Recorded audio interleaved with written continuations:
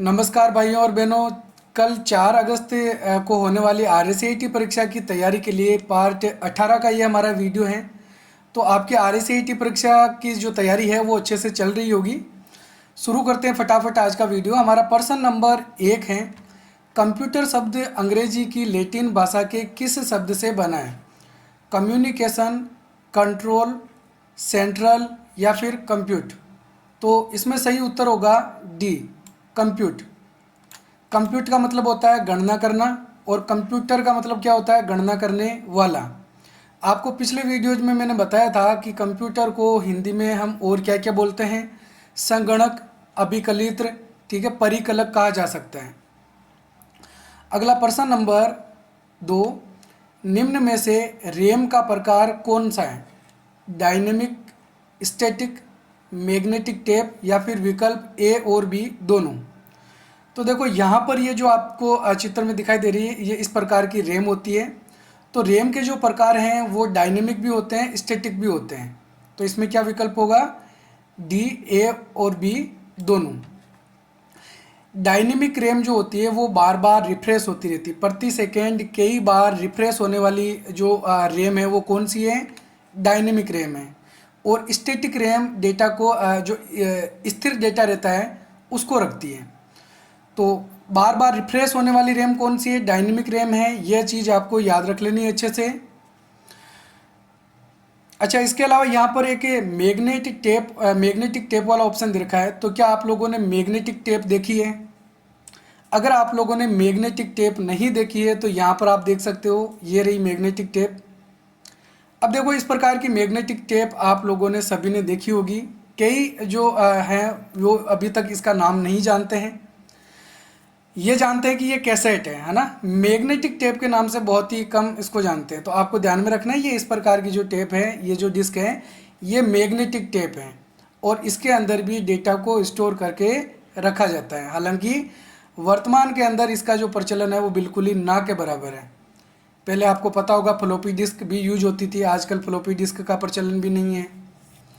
तो कमेंट करके आप लोग ये ज़रूर बताना कि आप में से कितने स्टूडेंट्स ये जानते थे कि ये जो मैग्नेटिक ये जो आपको पिक्चर दिखाई दे रही है, ये जो कैसेट है, इसका नाम मैग्नेटिक टेप है। ठीक है, तो शुरू करते हैं आगे। प्रश्न नंबर 3 है, निम्न में से किस हार्ड डिस्क ड्राइव में ज़्यादा सूचना स्टोर की जा सकती है?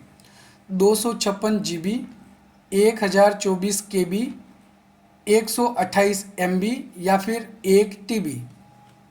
तो किस में होगा? 1 TB के अंदर। डी इसमें सही आंसर है। TB का मतलब होता है टेराबाइट और GB का मतलब गीगाबाइट, KB का मतलब किलोबाइट, MB का मतलब मेगाबाइट।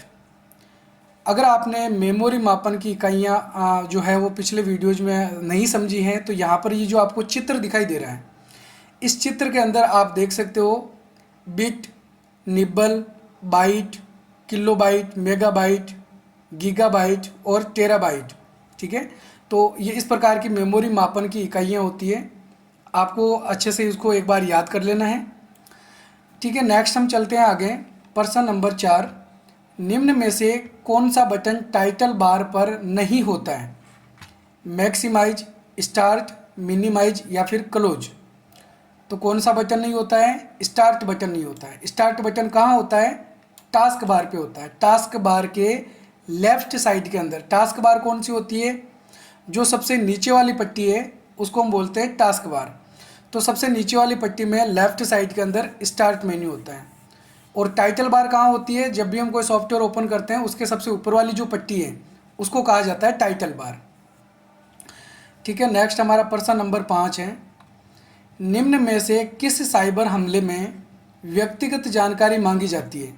जैसे आपके पासवर्ड, नाम, जन्म तिथि, पिन आदि। मेलवेयर, ट्रोजन हॉर्स, फिशिंग या फिर पासवर्ड अटैक? तो जो फिशिंग अटैक होता है, फिशिंग अटैक के अंदर हमसे हमारी पर्सनल डिटेल्स मांगी जाती है, जैसे पासवर्ड, नाम, जन्म तिथि, पिन नंबर आदि। ठीक है, तो फिशिंग इसमें सही आंसर होगा। अगला प्रश्न नंबर 6 है, भारतीय विशिष्ट पहचान प्राधिकरण निम्न में से किस कार्ड से संबंधित हैं? वोटर कार्ड, आधार कार्ड, पैन कार्ड या फिर ड्राइविंग लाइसेंस। तो भारतीय विशिष्ट पहचान प्राधिकरण, इसको हम बोलते हैं UIDAI। UIDAI की फुल फॉर्म भी बताई थी आपको पिछले वीडियो में, unique identification authority of India. ठीक है, तो UIDAI की तरफ से जो कार्ड जारी किया गया है वो इसमें से कौन सा कार्ड है? आधार कार्ड है। बी इसमें सही आंसर होगा। अच्छा, पैन कार्ड का भी आपको ध्यान में रखना है, NSDL वेबसाइट से पैन कार्ड बनाया जा सकता है। तो कई बार ये क्वेश्चन भी आता है, NSDL किससे संबंधित है? पैन कार्ड से। और वोटर कार्ड का जो पोर्टल होता है वो NVSP पोर्टल होता है, national voters service portal, NVSP portal. ठीक है, अगला प्रश्न नंबर 7 है, DPI का पूरा नाम क्या है? डॉट्स पर स्क्वायर इंच, डॉट्स पर इंच, डिजिटल प्रिंट इंटरफेस या फिर डॉट्स प्रिंट इंच। तो DPI का पूरा नाम होता है डॉट पर इंच, और ये क्या काम करता है? पिक्सलों को मापने का काम करता है। प्रति इंच के अंदर डॉट, यानी डॉट का मतलब होता है पिक्सल, तो इन पिक्सलों को प्रति इंच में मापने के लिए DPI का प्रयोग करते हैं, और इसको हम रिजोल्यूशन भी बोलते हैं। क्या बोलेंगे? DPI या फिर रिजोल्यूशन। तो DPI की फुल फॉर्म डॉट पर इंच। नेक्स्ट हमारा प्रश्न नंबर 8 है, निम्न में से कौन सा पेरिफेरल डिवाइस नहीं है? प्रिंटर, मॉनिटर, माउस या फिर प्रोसेसर। तो ध्यान में रखना, पेरिफेरल्स डिवाइस ऐसे डिवाइस होते हैं जो हमको हमारे CPU में अलग से लगाने पड़ते हैं। प्रिंटर अलग से लगाना होता है, मॉनिटर को भी अलग से लगाते हैं, माउस को भी लगाते हैं। तो इसमें सही आंसर होगा डी, प्रोसेसर। प्रोसेसर जो होता है वो मदरबोर्ड पे लगा हुआ होता है। अगला प्रश्न नंबर 9 है, बैंकों में चेकों के निस्तारण के लिए किस उपकरण का प्रयोग किया जाता है? बैंकों में चेक होते हैं, चेक तो आप सब जानते होंगे, तो उनका निस्तारण, उनको पढ़ने के लिए, उनको जानने के लिए कौन से उपकरण का प्रयोग किया जाता है? ऑप्टिकल मार्क रीडर OMR, या फिर बार कोड रीडर BCR, या फिर magnetic ink character recognition MICR, या फिर डी विकल्प है ऑप्टिकल कैरेक्टर रिकॉग्निशन OCR। तो सही आंसर क्या होगा इसमें? C, magnetic ink character recognition. MICR द्वारा बैंकों में जो चेक होते हैं उन्हें पढ़ा जाता है। इसके अलावा आपको ध्यान में रखने हैं, बैंकों में जो चेक होते हैं उस पर चुंबकीय स्याही से कुछ अक्षर लिखे होते हैं। ठीक है, चुंबकीय स्याही यानी मैग्नेटिक इंक, तो मैग्नेटिक इंक से कुछ लिखे हुए अक्षर होते हैं, उनको इस MICR द्वारा पढ़ा जाता है। अगला प्रश्न नंबर 10 है, निम्न में से एंड यूजर सॉफ्टवेयर किसे कहा जाता है? Device driver, operating system, application software या फिर सिस्टम सॉफ्टवेयर को। तो and user software application software को कहा जाता है, याद रखना है। एप्लीकेशन सॉफ्टवेयर को एंड यूजर सॉफ्टवेयर के नाम से भी जाना जाता है। अगला प्रश्न नंबर 11 है, डेस्कटॉप पर दिखाई देने वाली छोटी छोटी आकृतियाँ क्या कहलाती हैं? विंडोज, आइकन, मेन्यू या फिर टैब।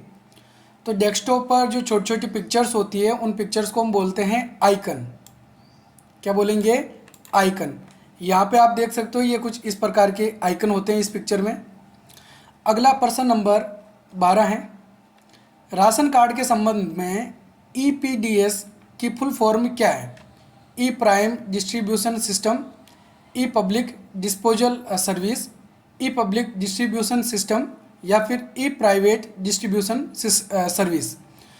तो EPDS की फुल फॉर्म होती है ई पब्लिक डिस्ट्रीब्यूशन सिस्टम। ई का मतलब होता है इलेक्ट्रॉनिक, तो इलेक्ट्रॉनिक पब्लिक डिस्ट्रीब्यूशन सिस्टम, ये EPDS की फुल फॉर्म होती है। अगला प्रश्न नंबर 13 है, निम्न में से क्लाउड स्टोरेज का उदाहरण नहीं है? Google drive, hard drive, MS one drive या फिर ड्रॉप बॉक्स। तो इसमें सही आंसर है B, hard drive. Hard drive जो है वो हमारे CPU में लगी हुई होती है, तो ये क्लाउड स्टोरेज का उदाहरण नहीं है। बाकी ये जो तीन ऑप्शन दे रखे हैं, Google drive, MS one drive और ड्रॉप बॉक्स, ये तीनों क्लाउड स्टोरेज के उदाहरण होते हैं। अगला प्रश्न नंबर 14 है, डेस्कटॉप कंप्यूटर निम्न में से किसका उदाहरण है? Super computer, mini computer, micro computer या फिर मेन फ्रेम कंप्यूटर। तो डेस्कटॉप कंप्यूटर माइक्रो कंप्यूटर का उदाहरण होता है। ये जो डिजिटल कंप्यूटर के यहाँ 4 भाग दे रखे हैं, इसमें सबसे छोटा जो कंप्यूटर है वो माइक्रो कंप्यूटर होता है और सबसे बड़ा जो कंप्यूटर है वो सुपर कंप्यूटर होता है। अगला प्रश्न नंबर 15 है, निम्न में से किस फॉर्मूले का प्रयोग करके MS एक्सेल 2010 में A1 से लेकर A5 तक सेल्स की सबसे बड़ी संख्या ज्ञात कर सकते हैं? इक्वल लेन कोष्टक A1 comma A5, equal max कोष्टक A1 colon A5, equal left कोष्टक A1 कोमा A5 या फिर इक्वल सम कोष्टक A1 कोलन A5। तो अगर हमको बड़ी वैल्यू ज्ञात करनी है सेल्स में तो इसके लिए हम काम में लेते हैं मैक्स का, इक्वल मैक्स कोष्टक A1 कोलन A5। इसके द्वारा A1 से लेकर A5 तक के जो सेल हैं इसमें सबसे बड़ी जो संख्या होती है वो हमको पता चल जाती है। अगला प्रश्न नंबर 16 है, किसी डेटा को व्यवस्थित क्रम में रखने को क्या कहा जाता है? सर्चिंग, मर्जिंग, सॉर्टिंग या फिर स्टोरिंग। तो डेटा को व्यवस्थित क्रम में रखने की प्रक्रिया को सॉर्टिंग कहा जाता है। क्या बोलेंगे? सॉर्टिंग। आपको MS वर्ड में, MS एक्सेल में भी सॉर्टिंग वाला एक ऑप्शन मिल जाता है जिसके द्वारा हम डेटा को क्रमबद्ध रख सकते हैं, आरोही क्रम में, अवरोही क्रम में, है ना। तो SHORT नहीं होता है, SORT होता है। इसके द्वारा डेटा को क्रम से रखा जाता है, असेंडिंग या डिसेंडिंग करके रख सकते हैं। अगला प्रश्न नंबर 17 है, कौन सा उपकरण सॉफ्ट कॉपी को हार्ड कॉपी में बदलता है? मॉनिटर, प्रिंटर, स्कैनर या फिर प्रोजेक्टर। तो इसमें सही आंसर होगा प्रिंटर। प्रिंटर क्या करता है? सॉफ्ट कॉपी को हार्ड कॉपी में बदलता है। अब जो आउटपुट हमको मिलते हैं वो दो प्रकार के मिलते हैं, सॉफ्ट कॉपी और हार्ड कॉपी। तो जो मॉनिटर हमको आउटपुट देता है वो सॉफ्ट कॉपी होता है और प्रिंटर जो आउटपुट देता है वो हार्ड कॉपी होता है। उसका एक भौतिक अस्तित्व भी होता है। हार्ड कॉपी को हम कंप्यूटर बंद होने के बाद भी काम में ले सकते हैं। मॉनिटर जो सॉफ्ट कॉपी देता है वो तभी तक दिखाई देती है जब तक कंप्यूटर ऑन होता है, तभी तक सॉफ्ट कॉपी का यूज किया जाता है। अगला प्रश्न नंबर 18, MS वर्ड 2010 को बंद करने के लिए कौन सा तरीका प्रयोग किया जा सकता है? शॉर्टकट की कंट्रोल W का प्रयोग करना, फाइल मेन्यू से क्लोज ऑप्शन चुनना, टाइटल के दाएं तरफ मौजूद क्लोज को चुनना या फिर उपरोक्त सभी। तो इसमें सही आंसर होगा द उपरोक्त सभी। अगला प्रश्न नंबर 19 है, ईमेल भेजते समय यदि संदेश को अधूरा बंद कर देते हैं तो वह किस में सेव हो जाता है? सेंट, ड्राफ्ट, स्पैम या फिर ट्रेस। तो अगर हम किसी संदेश को अधूरा बंद कर देते हैं, बिना उसको किसी को ईमेल किए बंद कर देते हैं, तो वो ड्राफ्ट के अंदर सेव रहता है।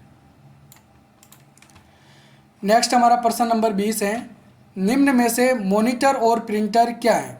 Operating system, input device, output device या फिर डिवाइस ड्राइवर। तो मॉनिटर और प्रिंटर किसके उदाहरण हैं? आउटपुट डिवाइस के उदाहरण हैं। तो ठीक है, ये थे आज के हमारे 20 महत्वपूर्ण प्रश्न उत्तर। उम्मीद है आपको वीडियो पसंद आया होगा। अगर वीडियो पसंद आए तो वीडियो को लाइक और चैनल को सब्सक्राइब ज़रूर करें।